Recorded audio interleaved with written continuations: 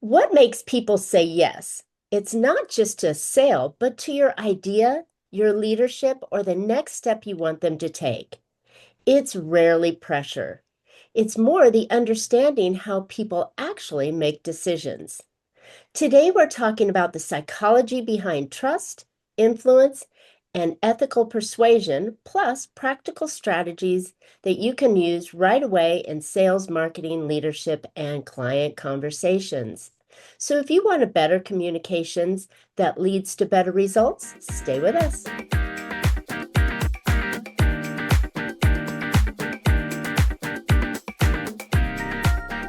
Hey, entrepreneurs, are you working too hard for too little profit? Well, welcome to Profit with a Plan podcast, where we help business owners scale smarter, increase profitability, and build a company that's worth more, whether you plan to keep it or sell it. I'm Marcia Riner, business growth strategist and the profit booster behind Infinite Profit. Each week, I bring practical strategies, expert insights, and real world steps to help you grow revenue, improve margins, and build a stronger business. This episode is brought to you by Infinite Profit, where strategy turns into profitable growth. But before we jump in, I have something special for you. If your revenue is plateaued or your marketing is just not producing the return it should, go get your free Profit Booster Growth Map. In just a few minutes, it'll help you identify where to bring in more qualified clients and where profit leaks may be costing you money. Go get yours after the show at profitbooster.biz. Now let's get on to today's conversation. Patrick Vanderbrecht is a globally recognized expert, if I can get my mouth to work, in ethical persuasion and influence. He is a business partner of Dr. Robert Cialdini, author of the legendary book Influence, The Psychology of Persuasion. And Patrick is also the founding member of the Cialdini Institute and one of the only few select licensed trainers worldwide.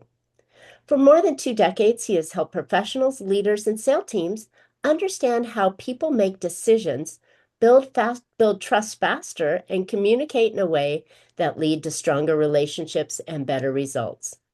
He is also the co-author of How to Hear Yes More Often and the host of his own podcast, Ethical Persuasions Unlocked. Patrick, welcome to Profit with a Plan podcast. I need to fine tune my mouth here today. It's just it's just stumbling left and right. So this will be fun.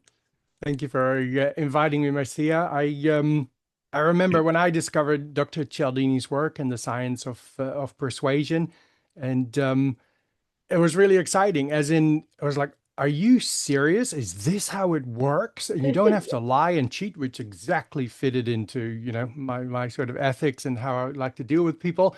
And I see that same realization when I do a keynote or a workshop. People's eyes just get a little bigger as the time progresses. And so I'm hoping that we're getting a similar sort of reaction in your audience. And so thank you for putting me in front of them. I love it. So when did you find Dr. Cialdini's work? Oh, goodness. I was a sales rep in selling scuba diving equipment.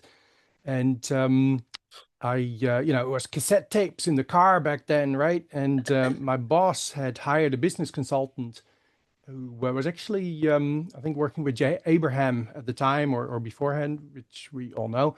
And he was local to Melbourne, which is where I'm in Australia. And he said, "Oh, if you ever have any, if you ever have any questions or things about how to implement the strategies that we're sharing with your team and the sales reps of your boss's company, then come visit us in Vermont."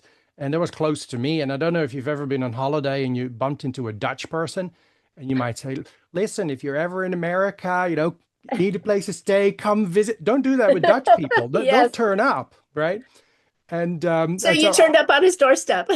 yeah, of course, as at his office. But he really liked how, I mean, you know this, right? You can give advice to people, and then they might try it once, and then it doesn't work straight away, and they discount it as in, "Oh, this stuff doesn't work."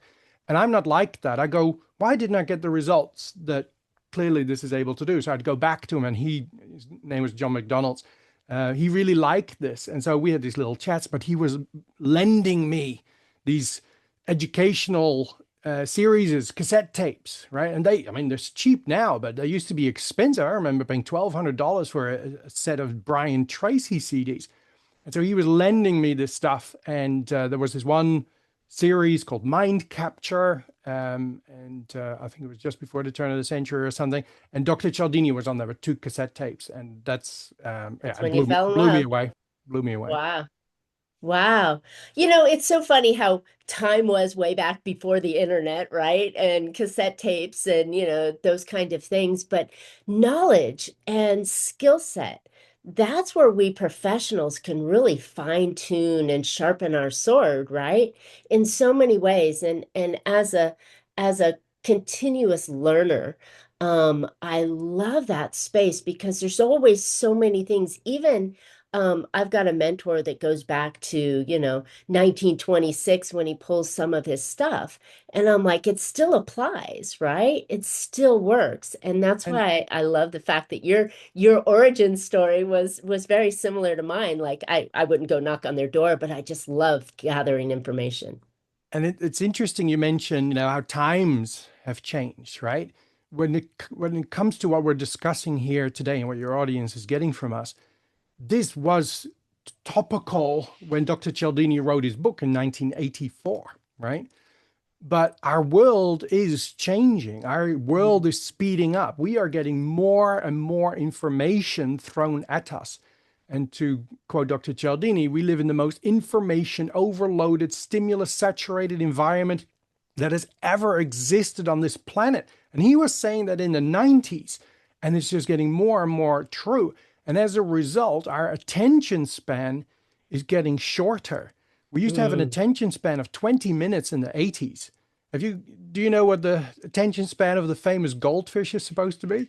It's somewhere around 2, 3 seconds.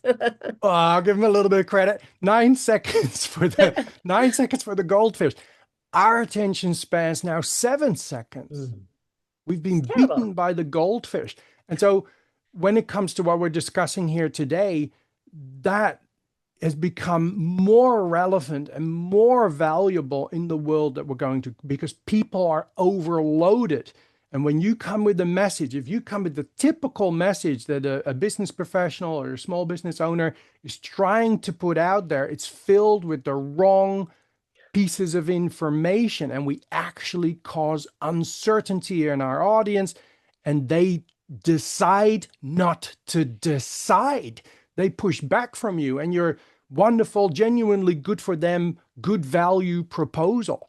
And so you're losing out on successes, and it doesn't need to be sales related. It could be your team doing as you asked, or negotiating with your local council, or your teenage children trying to get them to clean up their room, right? A lot of non-compliance doesn't need to be non-compliance. They're not Mm. no's, they're indecision. So yeah, it's a very exciting topic, and business knows this. I mean, goodness, Dr. Cialdini's book, 1984 it started. Was it this year or last year? Forbes had another article on their website with the timeless reads for business owners. What's at number one? Nice. Influence, the psychology of persuasion. I love it. All right. So we know that we have to grab attention quickly, right?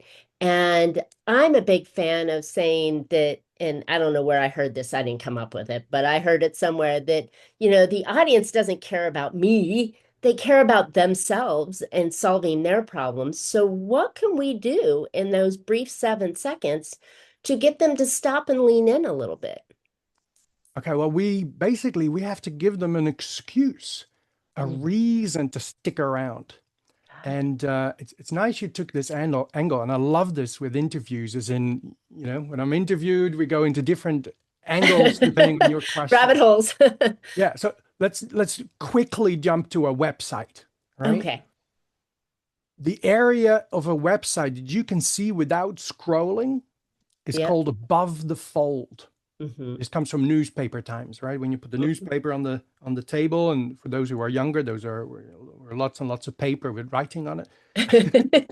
And then you have to turn the page, right? And what you can see before you turn the page, I think was called before the fold, right? So with a website, we say above the fold. And so it's arrogant to think that everybody who gets on your website will actually start scrolling. You'll be horrified. How many people will take the trouble to go to your domain? They look at the area that they can see without scrolling and And go, they're done. right? And they're gone, right? So you have that moment to share some information that appeals to the primary decision-making part of the brain, which functions as a shortcut, and I'd love to explain that for everyone. Yeah. For them, for their brain to go, you know what?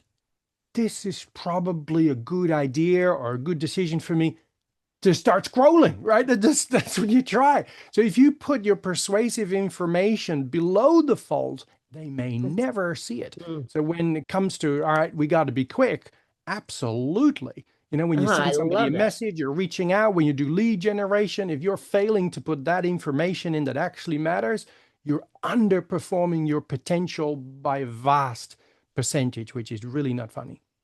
And I think that that statement references to everything we're doing. If you're talking to someone and someone says, "What do you do?"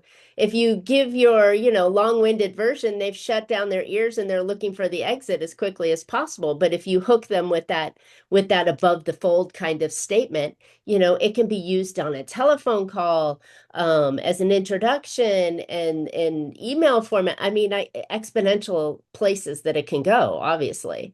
So how do we start to figure that out? I know there's a long process that you go through to really define all this, but I'm kind of coming from different angles to see if we can see how real use this can actually turn into. Yeah, cool. So normally what I sort of dive into is the science of human decision making. I can try and squeeze that into something small. And if people want to know more, which I would really encourage them to do, is to go to my podcast, Ethical Persuasion Unlocked. I would normally urge people to start with episode 1 because it actually follows a good logical progression. But episode 2 is about the science of human decision making, and then we can Okay. go a lot deeper. But if I put it in a nutshell, and I'm leaning on the work of Professor Daniel Kahneman, who died a couple of years ago, unfortunately, but he was a professor in psychology and a behavioral scientist. And he won a Nobel Prize in 2002 in economics, which is a bit odd, right? I mean, normally you win a Nobel Psychology and Prize, economics? yeah, for an extraordinary contribution to that field. So what does a behavioral scientist come up with that has such an impact on economics? Well, his research is largely about decision making. And so he Mm. disproved a popular belief that old economics had. Old economics figured that people are logical, rational creatures, and we would therefore use logic and reason to formulate our decisions. And that's wrong. And that's what Daniel Kahneman demonstrates. So when it comes to decision making, your brain, as Daniel Kahneman explains, has 2 parts, system 1 and system 2. System 1 is the intuitive part of the brain, which works really fast. It works automatically. It is outside of our conscious control. And we use it for everyday decisions, but it is error prone, Mm. meaning that when we are, let's say you're shopping for something that you don't know anything about. You're looking to buy a monitor for your computer setup or something. And you know nothing about monitor construction or what makes them last long or that sort of stuff. So you could leave the store and you could go and do research and learn about monitor construction and all that sort of stuff. And then 4 months later, you'll be able to come back and make an educated decision about which monitor to buy. But I don't know about you. I don't have the time for that. And so something in the back of our head might bubble up because there's a shortcut that might apply in the situation. The shortcut Mm. could be expensive equals good, right? We've learned from experience that most of the time when you spend more money on something, you get something that's of better quality, better suited to purpose, and going to last you longer. In And theory. so Yes. in that moment, expensive equals good is a shortcut to a Mm. quicker decision. And that allows system 1 to make a quick decision. Now, system 2, on the other hand, that's our logical, rational part of the brain. And so that is conscious thinking. It looks at all the information we've got available and it makes a very reliable decision but Daniel Kahneman calls it the lazy controller. It doesn't actually want to engage. It's quite happy for system one to make the decisions. Now, punchline is that Daniel Kahneman, back in 2002, highlights that 90% of our decisions, that's 90% of our decisions are made by system one, outside of our conscious control, largely based on shortcuts. And now it's said that that's 95%. And the reason that's increasing is because that attention span I mentioned earlier, that's getting shorter. And so here's the big problem. There's a big disconnect between what science knows works and what business does, right? So when we don't know the science and we think, okay, how am I going to convince this person to interact with my lead generating efforts? Sure. How am In I 7 seconds. Yeah. How am I going to get this person to be, be favorable towards my sales pitch? How do I get my team members to follow the safety procedures that they really ought to? When you're sitting there thinking, you're using conscious thought. And so you're using system two. And that has the habit of coming up with the pieces of information that would need system two and the other person to process it. But they don't have the time for it anymore. And that's where they get that uncertainty and you're overloading them and they decide not to decide. So you might do 1,000 proposals, you might get a small percentage of yeses, and most of them you would think, well, there were no's, I didn't get the business, but they didn't need to be no's. A large percentage of those, much larger than you probably imagine, were just indecision. Had you only supplied a piece of information for system one to go, good enough for me, you would have had the business. So that's the now the realization. $1 million question, though. What would be that solution, or what would be that item that they need that they can make that decision 95% of the decision based on non-thought-provoking decision making? It's basically right? what it is, non-thought-provoking. So that's exactly what Dr. Cialdini put in his book, Influence. Those are the 7 universal principles of persuasion. They're basically a way for you to understand what types of information qualify as shortcuts. So shall I dive into those and run through them? Yeah, that sounds very interesting. Hey, quick pause here. If you've ever wondered what your next smartest move should be to grow your business, well, I've built something for you. It's called the Profit Booster Growth Map. It takes only about 2 minutes, it's totally free, and it shows you exactly where you're leaving money on the table and what to fix first. Go grab it for free at profitbooster.biz/growth map. Then come right back to the episode. Very interesting. Okay, great. So they're universal principles because they work in all languages, all cultures, and all countries. And that's exceedingly helpful because our cultures are intermixed, but it's also very easy to do business with people in other countries. Yes. All right, so 7 principles, all these words you've heard before. Goodness, you might even have read Dr. Cialdini's book, but that doesn't mean that you understand how it works, that you know the activators or the amplifiers. And I mean, I love when people have read Dr. Cialdini's book, but when I look on their website, read their brochures, listen to their team sales pitches, You're like, obviously. you're not using it, right? So you need application skills. So bear with me. So we have reciprocity. People have a tendency to want to give back the same type of behavior that first was given to them. And in the context of compliance, we are much more likely to want to cooperate with people that we feel we owe.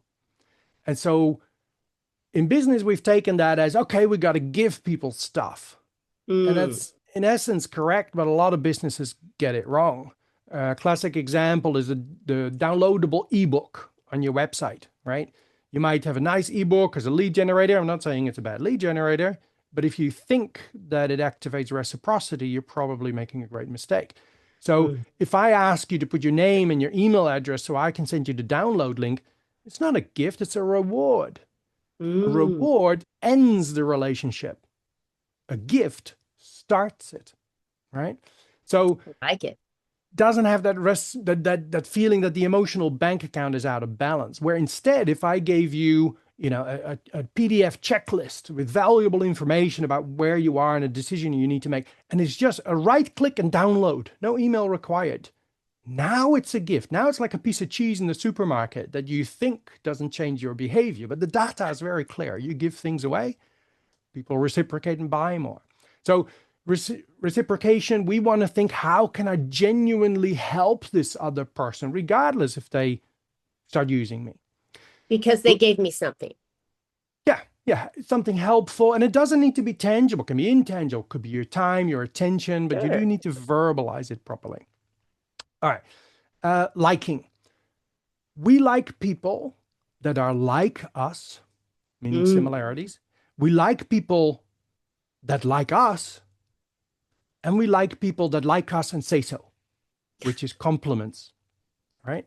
So I'll weave some tips in here straight away. So there was a study between Northwestern and Stanford, and they looked at negotiators who used email to negotiate difficult business contracts.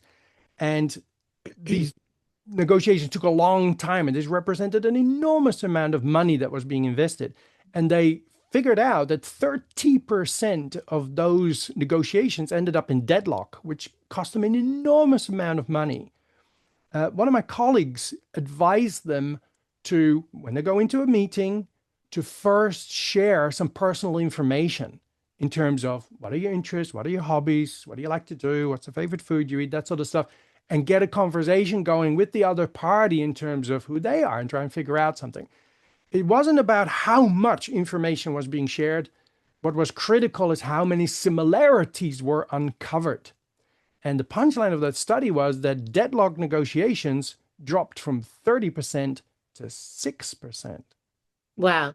So are you suggesting that we come in and say, just here in the States, we often have team alliances, right? So, I'm a God forbid, a Raiders fan, right? Because I'm in Las Vegas and they're terrible, but I'm a Raiders fan, right? And so bonding along those lines is really going to give you that much weight when it comes to them making a decision. Yeah, you want to uncover similarities. So, and to your point, if you uncover that you support this team and now your audience supports that team, now you've not missed the similarity, right? That might not work for you. But what you instead could say, I love football. Right? And then if the other person goes, oh, I love football too, now you're similar. Yeah. Does that make sense? Yep. I like it. Like it. Right, so cool. You're saying that are your list of 7 in a hierarchy order, or are they just a listed order? I mean, does one make more weight than the others? Oh, 2 very cool questions. They are in a particular order, but that goes a little bit too deep to go into that today. What order they're sort of in is that there's you could say 3 pillars to you negotiating or convincing, persuading someone. You need a relationship with the people. You need a good relationship. Yeah. If you don't like someone, you're going to go out of your way not to deal with them, right? So we need a strong relationship. But you have people that have a good relationship with you, but they're not buying your product because they're still uncertain about what it is you're actually offering, or they're still uncertain that this is applicable to them, that you're offering good value. So uncertainty is now your problem. So we want to reduce uncertainty. And so there's principles in the 7 that are great for building and repairing relationships. There's other principles which are great at reducing uncertainty. But if we've got both those covered, if we've got a good relationship and people are certain about what it is we're offering, when I'm ready, I'm going to get your stuff. But they're still not buying, are they? Right? They're still not buying. So now motivation is lacking. And so there's principles that are powerful, your go-to principles when you want to motivate people. But if you start that when you don't have a relationship or there's still uncertainty, you're not going to have a great result. You get that uncomfortable push rather than the gentle pull, right? Or the persuasion in that manner, because we've all had that experience of someone coming in going, oh, buy my stuff, but and it's like, wait a minute. Oh, You're but not I've got ready. this, like, you got to buy before midnight, or you've got to, and all these things, but it sounds like it's in the wrong order because A, you haven't built the relationship and you haven't given them the clarity yet to be able to provide them the momentum or the motivation to go through on it. That's right. And if you have, I mean, honestly, if I can give you the tools to build a relationship quickly, to reduce uncertainty, and to motivate people into action, do you need anything else, or have you got it covered? You got it Well, I covered, think you right? also have to have, you have to be talking to the right person who has a need for the product that you happen to be selling or the solution you happen to be selling. So, I mean, market fit has to be there before any of that. You can still, Absolutely. So you increase your chances, but even if you talk to somebody who's less qualified, we still, in our efforts of communicating, we still want to maximize the chances of getting a result in that situation, whatever that percentage might be. So yeah, you're absolutely right, but it still applies everywhere. And then your other thing is one principle better than the other? Well, that I can now easily explain. It depends on where you are in the relationship. There's no principle that's more powerful than the other ones because it depends on where you are. If you have no ah, relationship, well, then the principles for relationship building are your go-tos. But, if you've got that relationship and uncertainty is gone, well, then, for example, scarcity, which we're very familiar with, that's a good motivator at that time. All right. Shall I wow. move Okay, on? so that makes total sense because it gives your principles a little bit more of weight in the conversation because we all know reciprocity and liking each other. We all try and bond before the conversation can go. But oftentimes, like you said, it still falls flat because you haven't done the other factors that are involved with making a sales transaction. Now, do these principles and these pillars only apply for, let's call it, high ticket items, or do they apply for maybe not quite impulse, but somewhere in between? Maybe it's a lower priced item or something that doesn't require deep, deep research and commitment to be able to purchase. I would argue that their effect would be um, equally important or applicable in every situation. And actually, it doesn't apply to per se the purchase, it applies to behavior, right? So purchasing is buying behavior. When I talk to my teenager to clean up their room, there's no transaction, but I still want them to clean up their room, right? If I talk to my partner about the next, holiday you might want to go on, or, if you're talking to, I don't know, team members to stay, if you're a board member and you've made mistakes, or sorry, if you're the CEO and you've made some bad calls in the past, how do you get your board members to stay with you? Right? That's Mm. behavior. And so this comes back everywhere. Yeah, if it's about a packet of gum, well, then maybe it's a little less, less impactful. But, if we can still demonstrate that these pieces of information are in the situation, we would improve our success rate. I love that. So it's not just the sales transaction, it's getting them to buy into your idea, it's getting them to buy into the direction you want to do, and God forbid you should ever want your kid to clean up their room, right? Yeah, That's exactly. that's a challenge right there. But I love that kind of persuasion is that you're getting them, you're building a relationship with them on this topic, or even something longer or deeper, like a longer relationship, but you're still niching it down to the action that you want them to follow by taking these steps. So I know that we're only on a half-hour show here, and I know that we can go on for at least an hour and a half, if not 2 hours, on these topics alone. But let's briefly finish those principles that are so important to getting someone to say yes and make a decision, even if it's not to buy your stuff, but to do an action that you want them to do, the next thing that you want them to do. Book a call, maybe. Exactly. All right. So there's the principle of unity, which was the last principle that was, let's say, discovered. So unity is about a feeling of community. If I feel that I grew up in the same suburb as you, or we went to the same school together, or we support the same team, or we are those types of people that like football. Right now, you're part of a community. And if you bring that to the surface, people are, will treat you far more favorably. You get this favoritism towards each other. So it's very powerful. Then there's the Got it. principle of social proof, right? We've all Okay. heard of that term. Yeah. And funny enough, back in the 80s, in the early 80s, I mean, it social wasn't that big. So we're not necessarily talking about having proof on Facebook or LinkedIn, but we're talking about having what? The social proof means the actions of comparable others. We have a tendency to follow the actions of others, especially when they are numerous and when they are similar to us and when we are uncertain. This is why testimonials and reviews are so powerful. And I think by now, most business owners know that they should not do without that on their website or in their conversations, right? And I applaud you for it. But if you if you think that you shouldn't not use referrals and testimonials, you'll be shocked to hear there's probably another 11 strategies to when it comes to social proof who are equally, if not more powerful, and you're not using any of those. But yes, we follow the actions of others. So testimonials are important. Testimonials with more details are valuable for the reader. So don't be shy and ask people, oh, would you please leave a testimonial? And we'd love it if you can put a little bit of details in it about your experience, right? That makes that testimonial more valuable. What's interesting is that it is negative reviews that, of course, draw the eye much quicker, right? We all want to know what's wrong with it.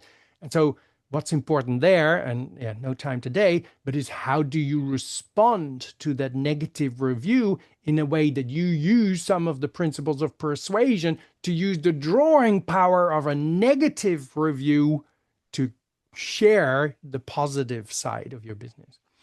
So anyway, social proof. I'll move on because I know we're short of time. Authority is that we follow the actions or recommendations of people that have more knowledge and wisdom on a particular topic. Now, that's why it's helpful if you have reports of doctors, professors, research, industry standards, that sort of stuff. That helps. That's great. But you yourself, you are also an authority. You know your business. You know this stuff. But getting yourself seen as an authority, that's not so easy. And what you can do is turn up and go, hi, my name is Patrick. Let me tell you the 35 reasons why you should listen to me today, right? People think that you're full of yourself. Then to left, consistency is that we want to stay true to past actions and statements that we've made. So that's an important sort of internal pressure that we experience. So we can use that again in an ethical way to motivate people to move forward. And then lastly, scarcity. We value things more that are less available, that are rare, that are scarce, and or are dwindling and available, or that are unique. And so we need to look for genuine scarcity in the situation. If you're a doctor or a therapist and you can only take so many appointments in a week or in a day, that's natural scarcity. You should bring that up and make people aware of it. But we don't want to invent false scarcity because unethical use of persuasion can backfire, and that leaves us with credibility craters. Oh, I can imagine, right? And it sounds like hearing some of these things, I've experienced others, not me, but others that have used one or two of these, but not all of them. Do we need to have this, Patrick? Do we need to have a full list of these in all of our actions, or can we use one or two? Most people don't use any. Well, scarcity is pretty common, but they use it at the wrong time and, throw it out there in the wrong way, right? So that one I would think that they're trying to do. But I mean, do we need to stack all of these? No, we don't need to stack all of them. In fact, you don't want to use all of them in the same communication because at some point, if you start layering them, like all 7 in there, you really start getting the feeling that you're trying to convince me. And then sometimes people can put the brakes on. So it's more important to realize where you are in the situation and then go, okay, I'm early on. I need to build relationship and maybe reduce a bit of uncertainty, but I'm going to leave motivation right alone, right? When it's later down the piece and I've got that relationship, then you want to pick those. So you might use one, two, maybe three of these principles, and they can have an enormous effect. I can give you a quick example. Bose was launching a new hi-fi system, and they had a poster, an advertisement campaign that their people had designed, and it was not doing very well. Sales were disappointing. And they actually asked Dr. Cialdini to look at the ad. And it was very technical, which is all system two information, logic and reason.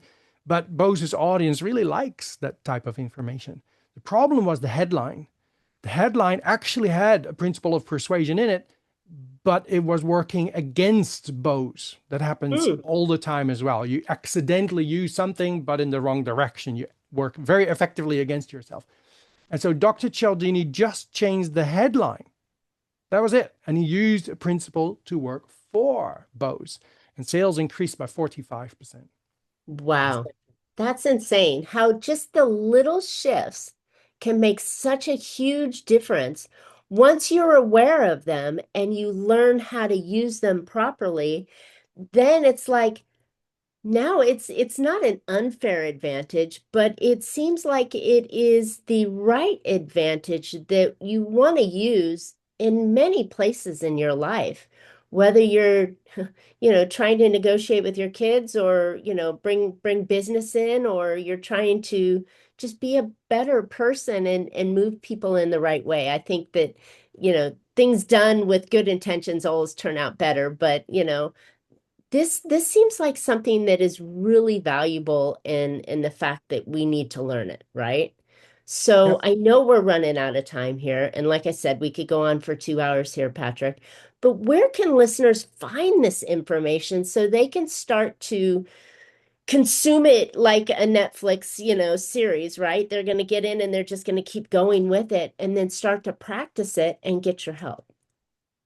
Thank you for asking. So, of course, there's lots of materials to find out. First of all, you could buy Dr. Cialdini's book, and the book I wrote with some of my colleagues, How to Hear Yes More Often, is a nice complement to that book because it focuses on the practical application. So that can be helpful. But reading a book takes time, and we tend to forget a lot. So where can you find out more? Well, you can, of course, visit me on my website. It's ethicalpersuasion.com.au, because I'm based in Australia, so it's .com.au. There you can find information about how you can learn this or how we can help your business. There's also a complimentary section there. You can find that in the menu. There's a downloadable ebook, but no email or name required. You can just right click and download, and it's yours. So it's a true gift. There's also an email challenge where you can get a little lesson every day. And we're working on something right now, which we're hoping to be sort of finished when Marcia airs this. We have a new sort of course, and you can get about 4 or 5 weeks access to this and get a weekly lesson and access to a Q&A call with me. So you can actually ask some questions. Other than that, if that's a little bit too much for you, I've got my own podcast, Ethical Persuasion Unlocked. And the first 15 or so episodes, normally the first episodes on podcasts are not so great, but I'm like not mine. teaching you, but I'm sharing a lot, right? And so, start at episode 1 and work your way forward. You'll, if you loved what you heard here today, you'll love all those. But please realize that you need to develop application skill and confidence, and that rarely comes from a book. It rarely comes from a podcast. You're gonna need some formal assistance. And, if I can help you as an individual or your business or your team as a group, I'd be absolutely delighted. Reach out to me. I love it. And it sounds like you've put or available to us, the audience, there are many different learning styles, whether you're a reader, whether you're listening to, whether you're an active, interactive person, you've got all different manners to learn this style. But I think the key that you stressed that was so important is that you have to be able to put logical applications of this practice into your day-to-day and start to feel comfortable with it, because it's like learning a foreign language, but it's not as hard and more beneficial, and something that I think as us consummate learners, it's something that you can put into your everyday life that you can see an ROI on. It's not difficult. I mean, what we've discussed today was not difficult. was Yeah. it? Not at It's all. easy Not at to all. use, But difficult like a foreign language would be, right? Us Americans have a hard time learning foreign languages. So I think it's much easier than that. But the trick is, first of all, you need to know what it is you're trying to persuade, which is actually the hardest step. And then secondly, you need that habit of looking for it. You're writing an email, and then we need to pause. Okay, what am I actually putting in here to help them decide? right. That's the habit you got to get into, and that's probably the hardest part. So good. Such good stuff. Patrick, thank you. Hey, listeners, I hope you're walking away with these practical ideas that you can put into your business that will help you be a more profitable and value business. And because you tuned in today, you got just a taste of that, and now it's time to lean forward. And so that's what I'm excited about. Okay, and before you go, maybe you want to have a clearer path on revenue and stronger profits? Then go grab your free Profit Booster Growth Map. It'll show you quick ways to find top opportunities to grow revenue and to stop your profit leaks that may be holding your business back. You can go get it anytime at profitbooster.biz, B-I-Z. And if this episode gave you value, be sure to subscribe and share it with other business owners who might need to hear it. And we'll look forward to seeing you next week with more strategies to help you grow smarter and stronger profit. So until then, make your plans and profit with them. Thank you so much, Patrick. This was really valuable. Thanks, man.